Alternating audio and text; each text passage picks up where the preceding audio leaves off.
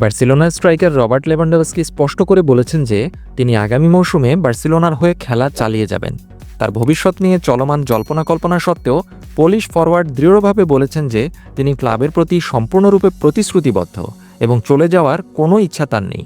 ক্লাবের প্রতি তার প্রতিশ্রুতি নিশ্চিত করে তিনি বলেন, এটা আমার জন্য কোনো সমস্যা নয়, আমি পরের মৌসুমে থাকব। আমি ইতিমধ্যেই আমার ক্যারিয়ারে 30টিরও বেশি শিরোপা জিতেছি, তবে আমি এখনও আরও বেশি ভালো করার জন্য প্রস্তুত। 36 বছর বয়সী এই খেলোয়াড়, যিনি 2026 সাল পর্যন্ত বার্সার সাথে চুক্তিবদ্ধ, এই সিজনের সব প্রতিযোগিতা মিলিয়ে 52 ম্যাচে 42 গোল করেছেন। বার্সার জার্সিতে এটি তার সেরা মৌসুম ছিল এবং তিনি ইতিমধ্যেই আরও বেশি আত্মবিশ্বাসী হয়ে উঠেছেন।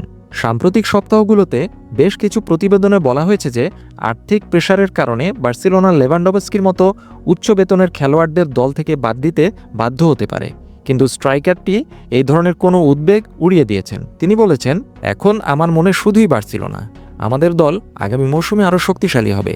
তিনি জোর দিয়ে বলেন। লেভানডস্কি, যিনি 2022 সালে বায়ার্ন মিউনিখ থেকে 45 মিলিয়ন ইউরোতে যোগ দিয়েছিলেন বার্সেলোনাতে, তিনি এখন তার সেরা ফর্মে আছেন। অভিজ্ঞ এই স্ট্রাইকার প্রকাশ করেছেন যে তার শারীরিক অবস্থা এখন আরও বেশি উন্নত। এমনকি তিনি দাবি করেছেন, আমার মনে হয় যেন আমার বয়স 30 বছর, আমি এমনই অনুভব করি এবং আমি এটি সবসময় এভাবেই বিশ্বাস করি।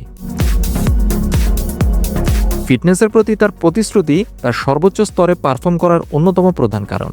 অবসর সম্পর্কে জিজ্ঞাসা করা হলে লেভানডস্কি বলেন যে তিনি অবসর নেওয়া থেকে অনেক দূরে। তিনি বলেন, শেষ পর্যন্ত এটি আমার মন এবং আমার মগজ আমাকে যেভাবে বলবে আমি সেভাবেই চিন্তা করব। বিদায়ের আগ পর্যন্ত তিনি বার্সার হয়ে নেতৃত্ব দেওয়ার এবং দলকে সাফল্যের দিকে এগিয়ে যেতে সাহায্য করার পরিকল্পনা করছেন। হ্যান্সি ফ্লিকের সমর্থন এবং ক্লাবের সমর্থন থাকায় লেভানডস্কি আগের চেয়েও আরও বেশি আত্মবিশ্বাসী বলেই মনে হচ্ছে।